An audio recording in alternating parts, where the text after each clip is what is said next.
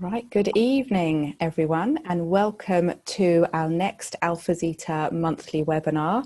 Lovely to have you join us again, or maybe for the first time if you haven't joined us already. We do hold these free webinars all based on fertility topics once a month, featuring different members of the Alphazita fertility team, covering topics that we know you are really interested in. So I'm so pleased to see so many people joined for this one. I think we're close to 300 registrants, which is amazing. So welcome. Thank you very much, especially those of you who are here live now. You'll be able to ask questions to Rosie and I, so do make the most of that, whether you're watching on Zoom on the webinar or you are watching via our Facebook page. Feel free to send in any questions you have on the topic. We'll answer them as we go along. We'll have a bit of extra time at the end as well to answer any that we haven't got round to.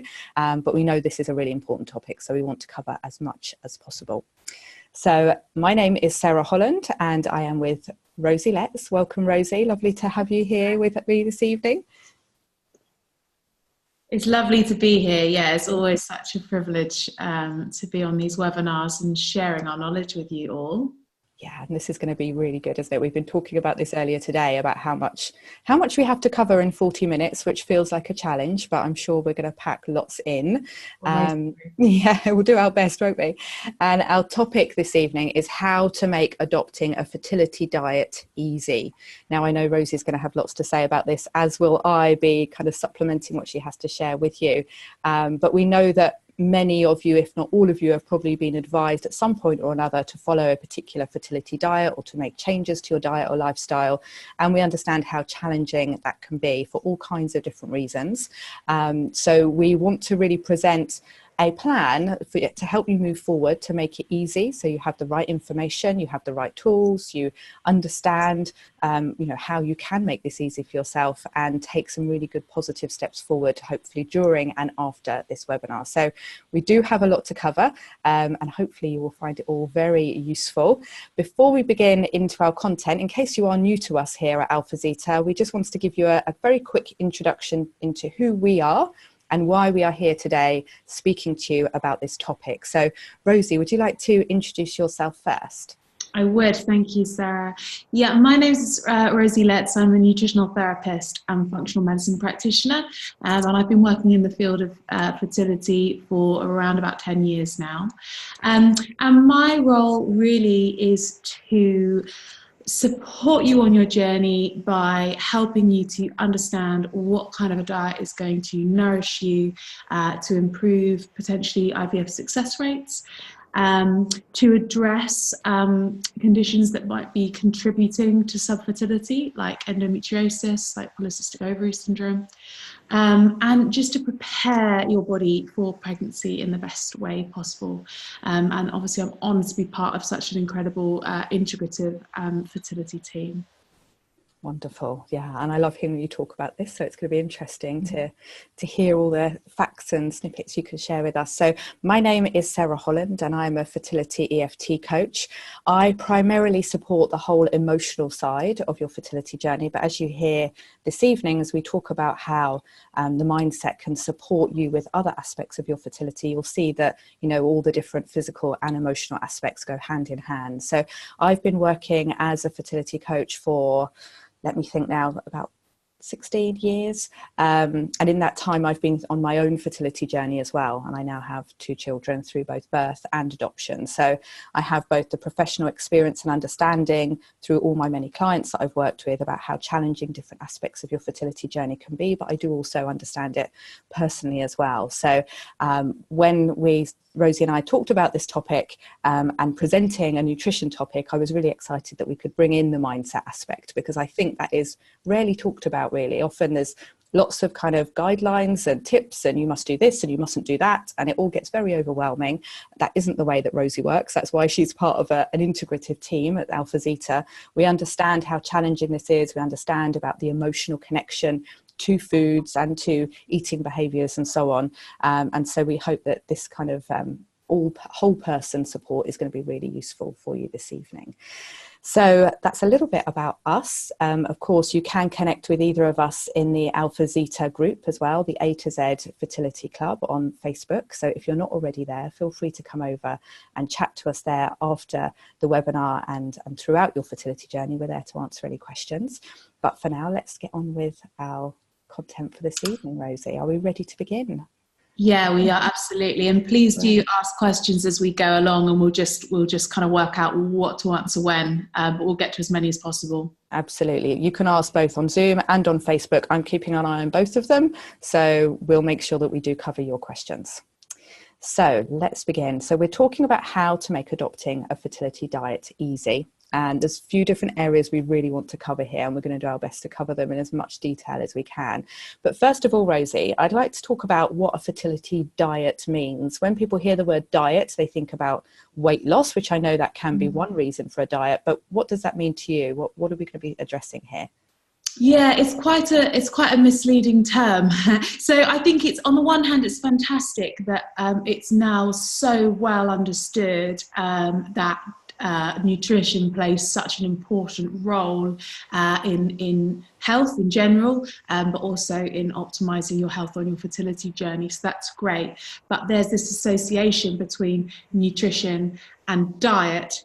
And most women have got experiences with dieting, and they're not always very positive. So a fertility diet is a way of eating that's going to prepare your body, or you as a couple, for pregnancy. So that could mean optimizing nutrient stores. It could mean providing the right antioxidants and vitamins to protect against oxidative stress, to improve your sperm quality, etc. It might mean eating in a way that's going to help reduce inflammation, support hormone balance. And don't forget, polycystic ovary syndrome is a metabolic condition. So the best way to bring that under control is through a nutrition plan. So that's what it means, learning to eat in a way that is going to provide everything your body needs and allow your body to be in the kind of the prime position to conceive. Now, obviously, we can't understate the importance of weight loss for a lot of women. So being an appropriate BMI, I'm sure many of you have been told, you need, go away, lose some weight, come back when you're under BMI of 30, or whatever you've been told to do. And being a healthy weight is a really important part of fertility nutrition, fertility diet.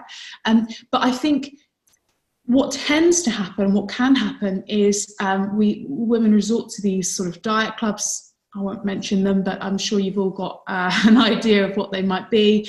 And these are not designed for fertility. They're designed to cut calories and control what you're eating to help you to lose body fat as quickly as possible.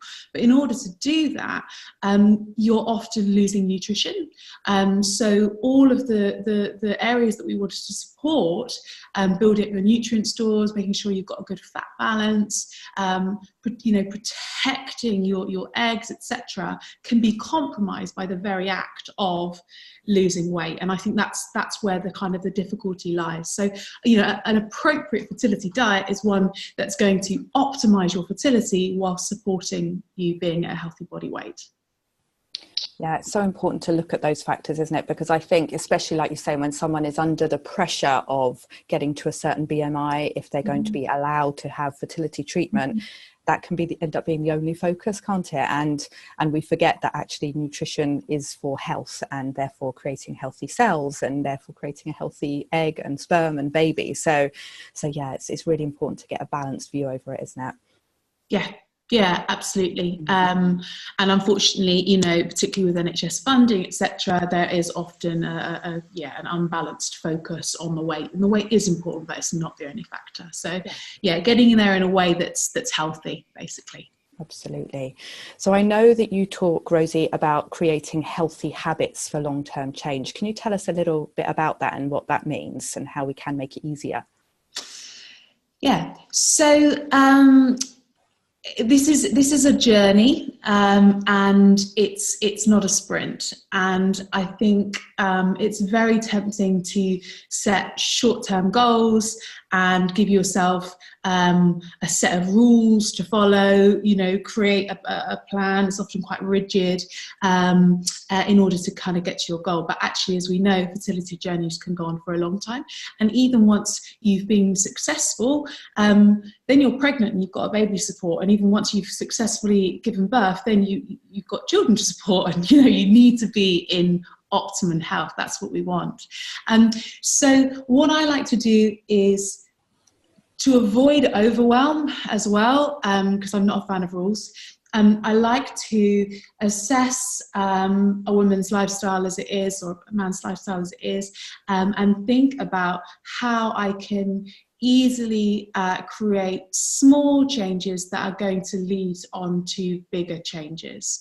And I call these healthy habits. So rather than saying, I want you to have 1,500 calories and, X amount of protein, fat, carbs, blah, blah, blah. It's much better, in my opinion, to say, well, let's just, for now, for this week, let's just develop one healthy habit. And that's going to be eating a good breakfast. You don't usually eat breakfast, so let's think about what that's going to be. It needs to contain some protein, it needs to contain some fruit, and work out one small change that you can make. Now that seems like a small step, but the impact can be huge, because eating that healthy breakfast, studies show time and time again, you're far, far more likely to make healthier food choices throughout the day. You're far less likely to reach for sugary food. You're going to have more energy, so you're much more likely to engage in some exercise or go out and do something socially, which is going to be really important for your mental health. So for me, it's all about finding these small changes that are going to have a knock-on effect and make it easier to make other changes. And it just takes the struggle out of the equation. It just means that it's enjoyable and it's fun and you're going to want to do it, but it's just as effective. That's the thing, I think, isn't it? Is making it easy. And yeah, it's always easier to take a small step, even if it feels like that isn't enough yet. You think, well, what difference can a small step make? But once you take that small step, you've seen that you can create that new habit, then it gives you the confidence, doesn't it, to continue. And I know, because, I obviously have clients that come to me who have spoken to a fertility nutritionist, whether that's yourself or somebody else, and they've been given some advice that they feel is impossible. It might be cutting out alcohol or caffeine or sugar or wheat or whatever it is, according to their own situation. And then all the emotions get stirred up around having to miss out on something, and it feels like a sacrifice. But I think when you start with the easy ones, knowing that if you can do that, you can start to build on it. It does make it easier. We're going to be sharing some other tips and ways as well about making the bigger changes too, aren't we? Or, building up to them. So I know, that I use a technique called EFT, and we're going to share some resources later that can help with the whole emotional piece as well. So yeah, but absolutely, you're so right. It's not about not making these changes. It's about choosing the right place to start, easing yourself in. And I'd say it's about choosing where you can have the greatest impact, because no one's lives are easy. One thing I've learned in this job is that everyone's got a lot on. Even people who seem to have everything really well together, and we've all got a lot on, be it emotionally or work pressures, etc. No one needs a whole load more rules to follow, and no one needs to feel like they're failing at something. So I think it's really, really important that we develop programs together that are going to be easily accomplished and that are going to encourage us to make further changes. The last thing you want to do is start a program that you may not be able to complete. Yeah, absolutely. Yeah. So I believe, and it's kind of one of my little mottos, that knowledge is power, and information, is really empowering, isn't it? When you feel like you're in the dark, you don't understand why you're making certain changes, it's harder to stick to them as well. Yeah. And I know that you're great on educating your clients and letting them know why you're suggesting a certain change or whatever it may be. I know that blood sugar is a key factor, isn't it, with fertility and how it affects hormones. And once we understand it, it does really help us understand why it's important to keep that blood sugar balance. So I wondered if you could share a little bit about what that means and what people could be doing, you know, in those easy changes as well. Yeah, definitely. So blood sugar is really, really, really important, not just for fertility, for everyone, but particularly for fertility. So I guess the easiest way to put it is, when you wake up in the morning, or particularly if you've skipped breakfast, or you haven't eaten for a while, your blood sugar is low, and so that triggers hunger signals. And it triggers the release of, in order for us to kind of receive those signals, it triggers the release of a hormone called cortisol, which is like a stress hormone, in order to indicate to us that we need sugar, we need to eat. It's very, very important that within our blood, blood sugar remains in very, very kind of tight control. So you can't really cope with more than about 2 teaspoons of sugar in your blood at any one time. So we get these signals that we need to eat, and then we have a choice. Obviously, are we going to eat something that's full of sugar and carbohydrates, or we're going to eat something that's very low glycemic index? Now, if we decide to go for, I don't know, pain au chocolat, you know, a pastry or something, and a coffee, great, delicious, but that just delivers an enormous amount of sugar. So our blood sugar goes from kind of right down here to right up here, it just spikes. And that's very dangerous. So that's going to create a lot of inflammation in our arteries. Our bodies will not let that amount of sugar remain in our blood. So it triggers the release of insulin, and insulin's role is to pull that sugar out of the bloodstream. That does 2 things. Insulin, because it's a safety mechanism, is very, very effective. It's always slightly too effective. So your blood sugar goes from being up here, right crashing back down again like a roller coaster, because insulin's pulled the sugar out of the blood. That triggers fat storage, because your body goes into panic mode. You know what's going on, so you store fat, but also you're starving hungry again. So that's when you tend to get maybe like feeling a bit hangry, or a bit dizzy, or like uncomfortable feelings, and you need to eat something else, you need to eat something sweet. So then you're going to again go for something that's far more likely now to be carbohydrate sweet food, because your body's kind of desperate for that sugar increase. So you can end up, and many of us do this, you can end up with your blood sugar just kind of roller coastering throughout the day, okay? And the result over the course of the day is that there is loads of insulin flying around your system, loads of cortisol, it's your stress hormones. So imagine going about your day-to-day life, but you've got all these stress hormones flying around your system. So, you know, you're far less likely to be able to handle situations calmly and make, you know, the right decisions. But also what this high circulating insulin does is over time you can develop insulin resistance, and that is a key factor in hormonal conditions like polycystic ovary syndrome. It's going to lead to very rapid weight gain, and ultimately it's going to lead to an imbalance of estrogen and progesterone and other female sex hormones. So that's kind of the worst picture. Now, what we can do to control that is actually really easy. So the first thing is not let your blood sugar drop too low. So make sure you're eating regularly. Is one of the most important things. So I'm really not a fan of women fasting unless they are quite far along their nutrition journey and they kind of really understand what their bodies need. So to start off with, none of that, just eat regularly, every kind of 3 to 4 hours, and that usually means having 3 meals and a couple of good snacks.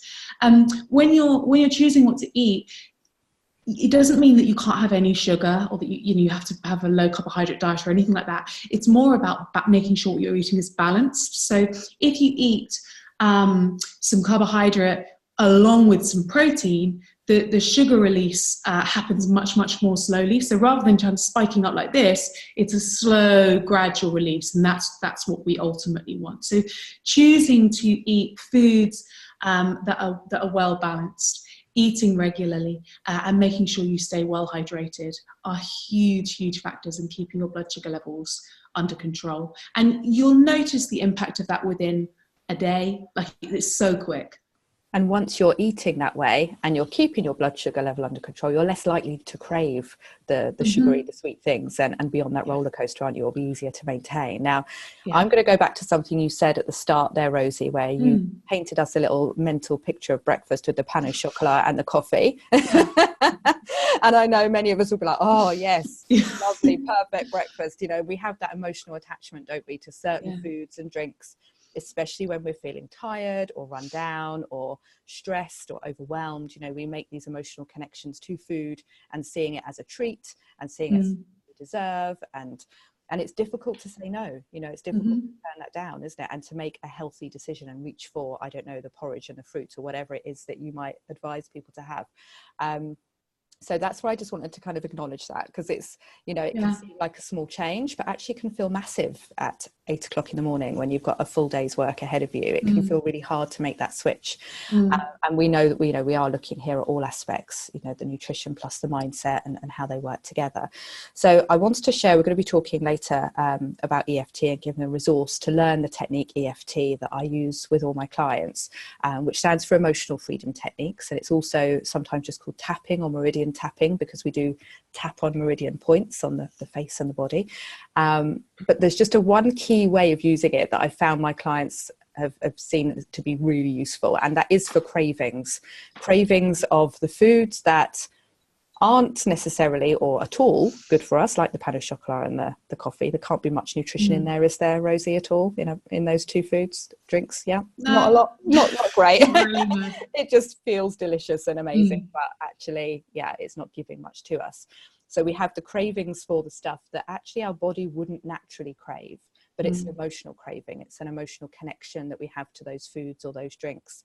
So when I teach my clients how to use EFT, there's a really simple way that it takes just a couple of minutes. I call it the craving buster technique. And I know that you love working with, you know, getting rid of cravings as well. But it really helps to let go of the emotional attachment to that particular food or drink, and instead get back in touch with what your body is truly craving.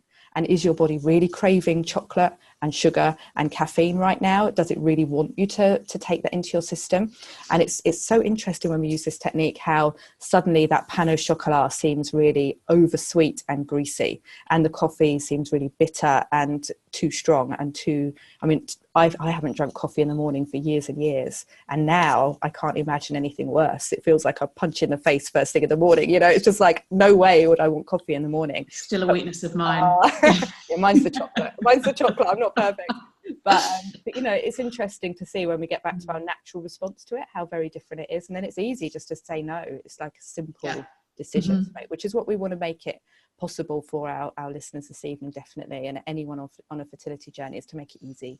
So I'm going to be sharing a resource with you at the end of this webinar where you can learn exactly how to use EFT tapping very quickly and easily, and then you can try it out for your own cravings and all other emotional aspects. And Rosie, you have a free gift that you're going to be sharing as well, haven't you? So do stay tuned to the end, and we'll share those with you. Great. But yeah, I think I'm really pleased that you shared that about the blood sugar levels and the hormone balance, because I think we need that information so we can make then good decisions based on what it really means for us. And absolutely. And also, it's not necessarily, you know, learning to be more in control, so that you have the power and ability to just be, you know, think, I'm not that bothered by that, you know, I can take it or leave it. That's great. But also, I really don't like kind of focusing on the things that we mustn't do. So, you know, as you're getting started with this, you know, if you really, really want something, for goodness sake, have it. Like, it's not going to do you that much harm. But just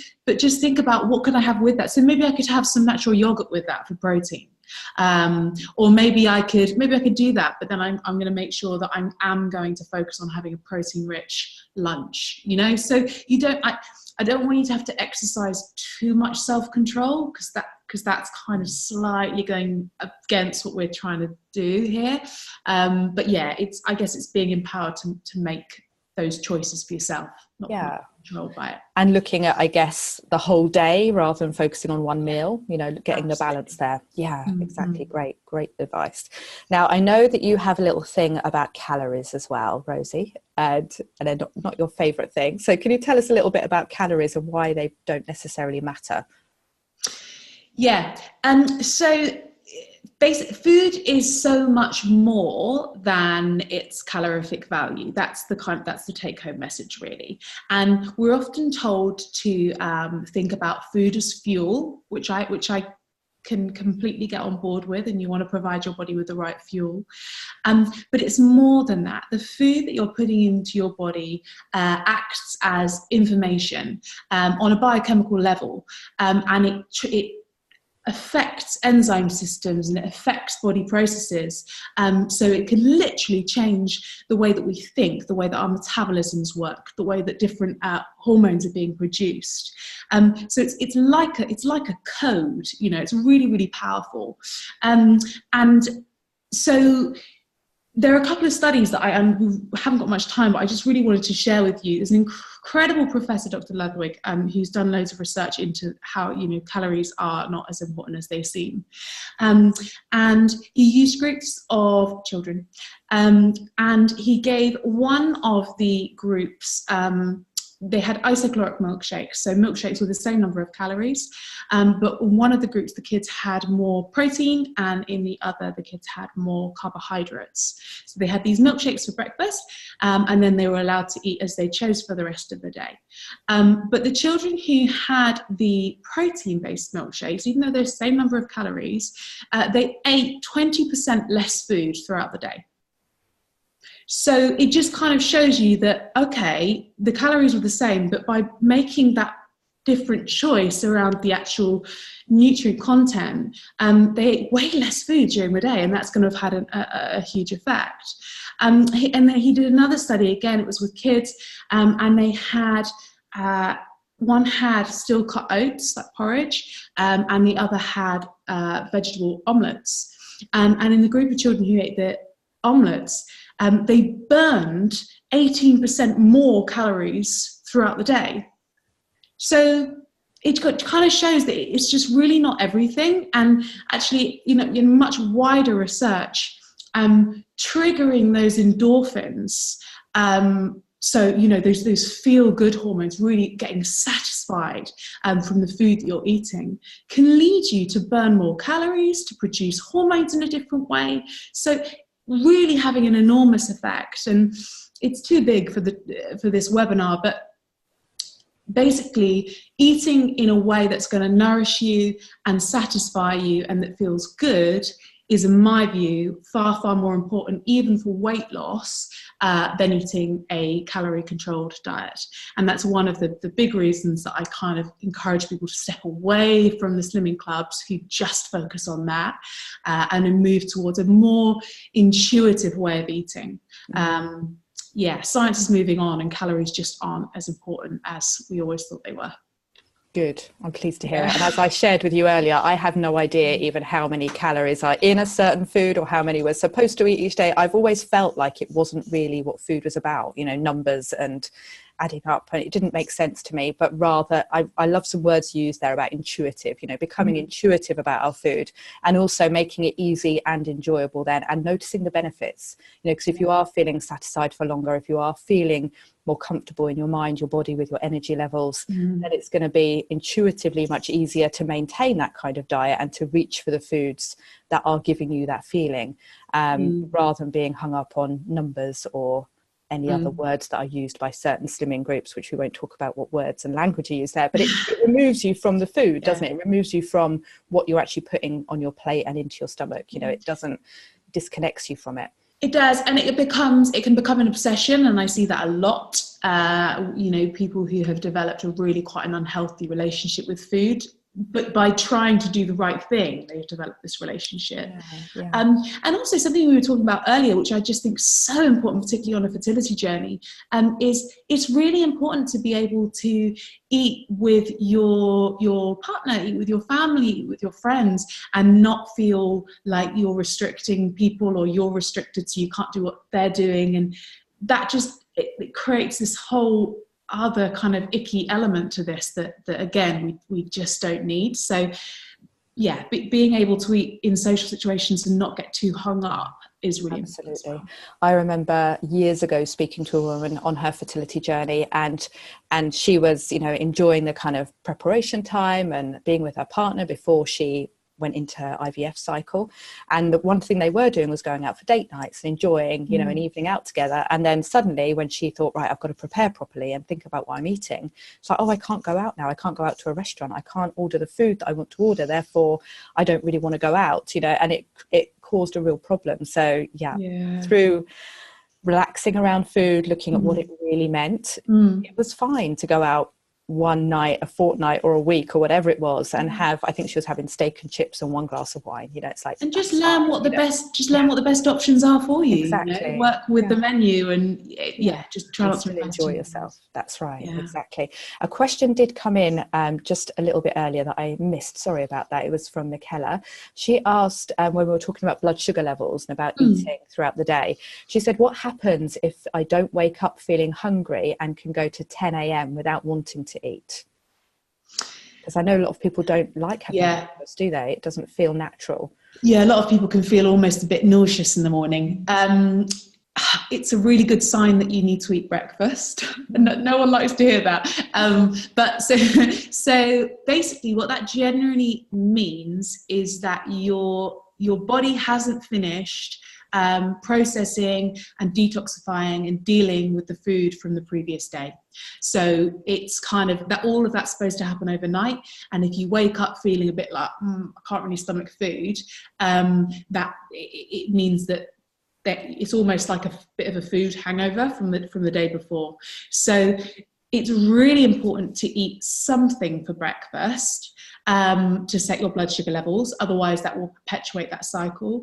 But I would be really encouraging you to look at what you had to eat the night before. Can we make that a bit lighter? Maybe we can go for a more kind of protein and vegetable based evening meal, not eating too late, making sure you're really, really well hydrated the day before to support liver detoxification processes overnight. Those are all factors. So certainly don't kind of dive in and eat big breakfasts if it's going to make you feel sick, but it is very important to eat breakfast. Something that can work really well for people is just having like a very simple smoothie. So blitz up some berries, some nut milk or coconut water, and maybe either some nuts or like a vegan protein powder. Something very light that can work well, or just a very small sort of overnight oats. Just to settle the stomach rather than trying to eat something big. And I guess that's one of those times, isn't it, where taking those small steps. So even if you don't feel like eating a big breakfast, take a small step first. And also where it's going to pay off, isn't it? If you start addressing, your eating habits, that if you're eating more intuitively through the day, the next morning, should notice a difference in how you're feeling as well towards breakfast. So it's kind of not a warning sign, because that sounds a bit drastic, but it's a sign, isn't it, of what's going on in your body, that it's not kind of as balanced as you need be. So no, absolutely. And it's very, very common to feel like that, but after a week or two of focusing on your nutrition, I suspect you'll start to notice that even if you've never really eaten breakfast, you feel like you could manage breakfast, and then that will make you feel much more energetic throughout the day. So it's worth doing. Yeah, it's worth getting over that hump. Actually, something that I didn't touch on at all, but it is briefly very important, is morning sickness. Is the imbalance of blood sugar levels plays havoc with morning sickness. It is one of the biggest triggers.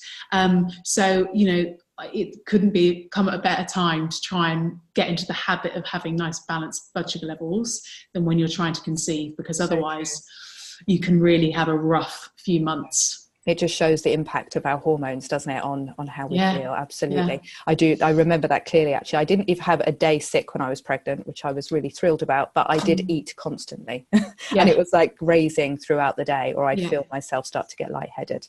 And then I felt, very, very good in myself. So, so it's good habits to get into now. Absolutely. Michaela has just also asked there, any advice on what we should snack on during the day? Not a great fan of fruit. I find it too sweet. And I'm guessing snacking on fruit all day wouldn't be a great idea anyway, would it, Rosie?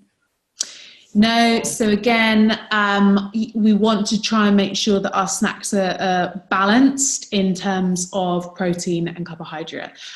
So if you do like sweet food, something like a piece of fruit with a small handful of nuts, or, you know, like a naked bar or bliss ball where you're blending fruit and nuts together is better than just a piece of fruit. But better still would be things like veggie crudités and dips, or things like, you know, savoury muffins, or a kind of a trail mix. In fact, in my free challenge that I'm going to offer you guys at the end, I think I've got loads of really good snack ideas. That's one of the key areas that we're kind of focusing in on. But yeah, whole foods, making sure you're going to have some protein for keeping your blood sugar levels balanced. Those are kind of the keys, really. Fantastic. Great. Yeah, I always prefer savoury snacking to sweet snacking anyway. It's just, yeah, lovely. Good. So another couple of things we just wanted to cover. There has been one more question coming, which isn't strictly about a fertility diet as such, but more just a tip for particular food, from Sam. She said she's having an embryo transfer. What food should I eat to help implantation? She's heard that eating pineapple core is good during this time. I've heard that as well, but I don't know if there's any truth in it. So there's not enough evidence to confirm whether that would be beneficial or not. It's certainly not going to do you any harm. Embryo transfer. So basically, we're trying to keep your inflammation as low as possible. We're trying to support you energy-wise as much as possible.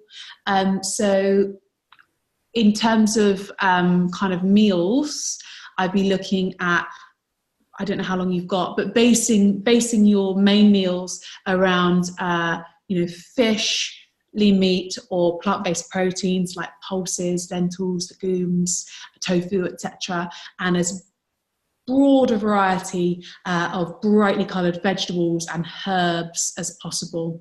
So absolutely just packing in the plant-based proteins and the fruit, vegetables, and herbs. And for your snacks, much of the same, trying to avoid those blood sugar spikes. So, you know, nuts, seeds, good quality fruits, trail mixes, roasted chickpeas, that kind of thing. There's no magic food. Making sure your hydration is as good as it can possibly be. And also, I would recommend taking a probiotic supplement. That's going slightly off-piste, but it's an important time to do that. Gosh, there is so much more we could cover, isn't there? I know. Yeah. I'm going to carry on and on. Yeah. I know we're coming shortly up to time, but there's another question come in, plus there's a few more things that we want to cover with you.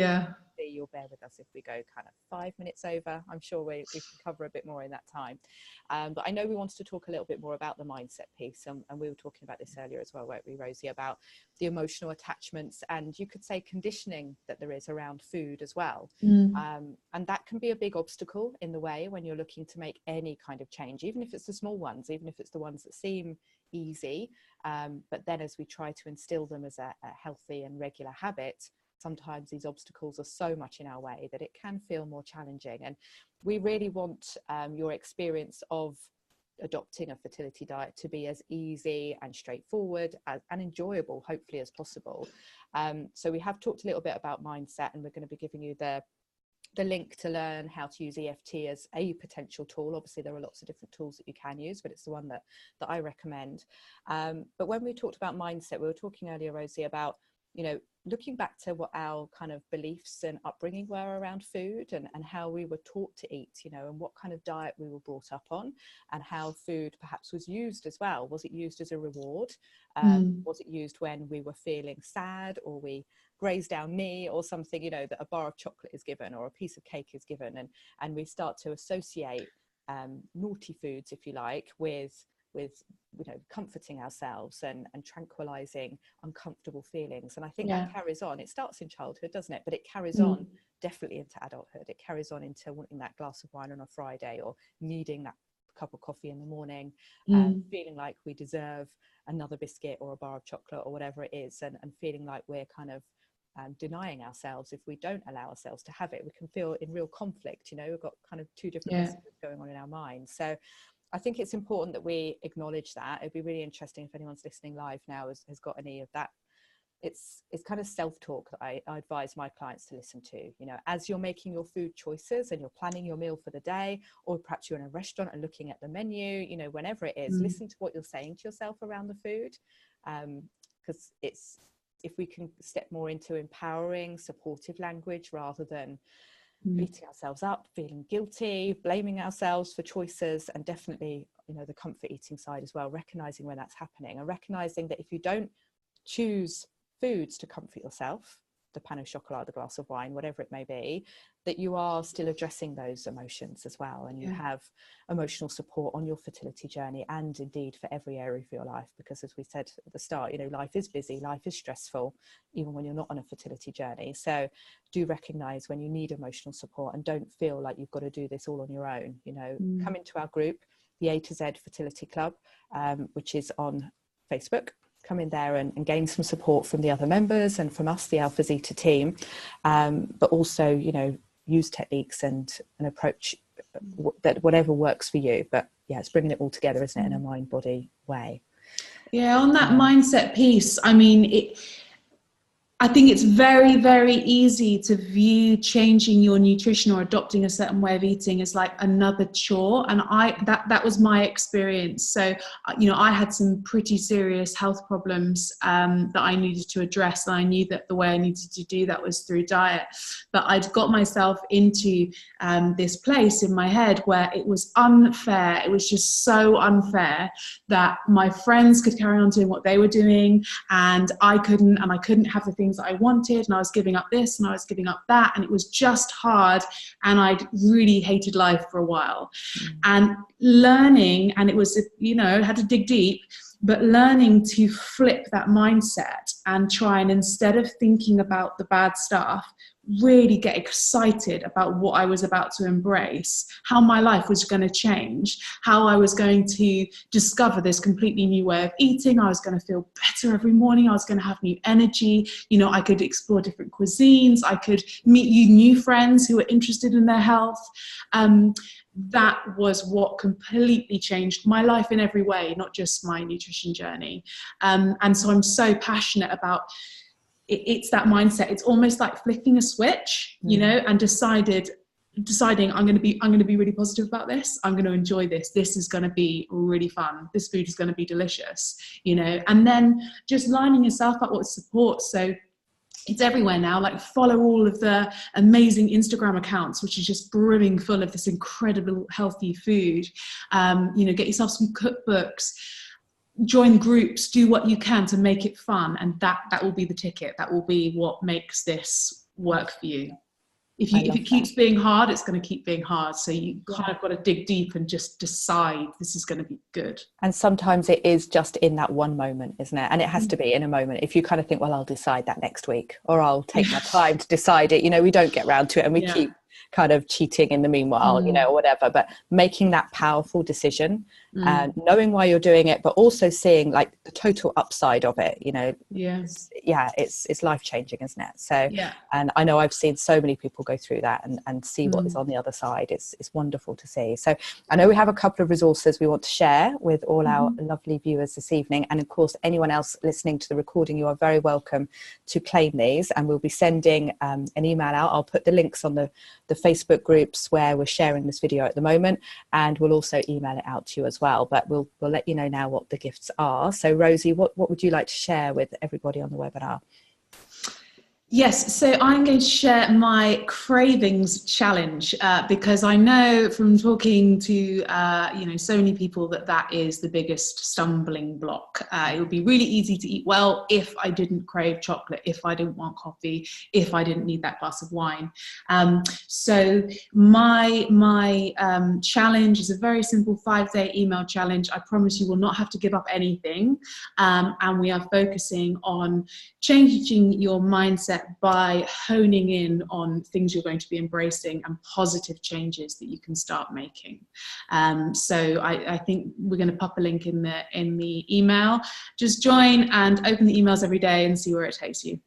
Wonderful. Great. And my gift will complement that beautifully, for anything that you're finding challenging, especially on this topic that we're talking about now, but anything that is really got a negative emotional attachment for you that you're finding is adding to your stress, or is really difficult, then I want to share the technique of EFT that I use within my coaching practice. It's an amazing tool. It's something you can self-learn with a video that I'm sharing with you and a very easy instruction booklet as well. Of course, you can come into the group as well, the A to Z Fertility Club, and ask any questions about this technique and be supported in using it. But I'd really encourage you to have a go. It's very quick and easy to learn and use, and it can really make a massive difference once you feel like you are in control of your actions and you are not kind of at the mercy of all the old conditioning and the beliefs and the emotions that are holding you back. And it's what I'm going to be giving you is my Fertility EFT starter kit. So we will also give you the link to that. So look out for the comments here if you're watching on Facebook, or the email that will come through to you with the recording of this webinar probably tomorrow, that you'll receive that. So do claim those gifts. We'd love to share them with you. Know that you're not on your own doing this. This is the beginning, if you like, this relatively short webinar that we've tried to pack in so much information. We know we could carry on talking for hours, but this is the beginning, and maybe you have had that revelation right now of, yes, I am going to make this easy. I'm going to change my mindset. I'm going to approach this differently now. I don't want to struggle with it anymore. And we'd love to continue supporting you in doing that with these 2 resources that we have for you. Something else that we would absolutely love to share with you that will be right for some of you listening, I'm sure right now, is something that we are very passionate about here at Alphazita. Rosie and I are just 2 members of the bigger Alphazita team. Our team comprise of medical doctors and natural therapy practitioners like ourselves, and we all work together to give you the best possible holistic care on your fertility journey, whether you are trying naturally or you are trying with IVF or any kind of path that you are on to create your family. We look at you as a whole picture, both the man and the woman together. And the way that we do that primarily for this year is going to be through a beautiful retreat in the sunny resort in Greece. So we were there last year as well, twice last year, wasn't it, Rosie? It's just stunning. And we are returning again this year in October. It's October the 10th to the 13th of October. We've only just announced the dates, and we are open to, first of all, inquiries, and definitely to register your place if that is speaking to you. So if you can picture yourself jumping on a plane, flying off to Greece, enjoying some sunshine, some amazing food, and the company of us, the Alphazita team, supporting you in taking those really positive steps and preparation on your fertility journey. We'd love to welcome you and spend a few days with you. So, Rosie, is there anything you'd like to share about the retreat? Because I know you love it as much as I do. I just think it's so special. It's truly one of a kind. I don't think there's anything like it in the world. And I could talk about the resort and the restaurants and the spas and everything like that.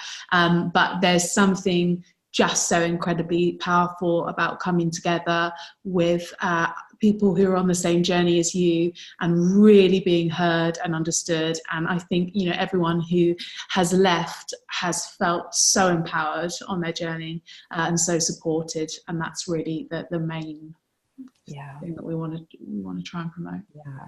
So why not, at least, consider it, book in a chat to talk to us about the retreat. It's limited spaces on there because we like to keep it small and intimate. So have a think about that. Get in touch with us. You can contact the Alphazita team on info@alphazita.com, or again, reply to any of the emails that we send you. Ask in our Facebook groups, message us on Facebook, get in touch in any way. We'd love to chat to you about the retreat and welcome you to Greece in October. We think it would be a wonderful experience for you. And of course, if you have any other questions about anything we've just discussed this evening, or any aspect of your fertility that you'd like to talk to the team about, do get in touch. The best way to contact us directly is through our new free Facebook group, the A to Z Fertility Club. So we would love to see you there too. I don't think we have any other questions that have come in here. Oh, actually, sorry. Let's have 1 minute to answer. And I know, Rosie, you'll be able to give a nice answer to this one. The pressure's on. It was Kira asked on Facebook. She thanked us, as did Lucy as well. Thanked us for taking the time to do this. You are very welcome, ladies. And Kira asked, what are your thoughts about eating raw foods like salads as opposed to warm foods only? Do you have any advice on that when creating a fertility diet, Rosie? Yeah, so for the vast majority of people, a balance of raw and cooked food is the most appropriate way to go. The thing is, raw food contains more enzymes and is in its more natural state, but it's also generally much more difficult for you to digest. So if you eat a fully raw diet, you actually have to be in a really good state of health to be able to break that down and digest and utilize that effectively. It takes quite a lot of energy to do that. So cooking food kind of pre-digests it for you. It depends a little bit on the time of year. So we're coming into spring, so more raw food is going to be appropriate. But generally speaking, a balance of raw and cooked is the best approach. Fantastic. And these are exactly the kind of questions that Rosie loves answering. And you can answer more of them within our Facebook group. So do come along and ask us there. We'd love to speak to you more. We've already gone over by 10 minutes. We could carry on, but we will let you have the rest of your evening. It's been absolutely wonderful to speak to you all. Thank you. You can learn more about Alphazita and our team at alphazita.com. And we look forward to keeping in touch with you and hopefully speaking to you at next month's webinar as well. Thank you, Rosie. It's been wonderful. Thank you. Yeah, have a lovely evening, everyone. Take care. See you soon. Bye-bye.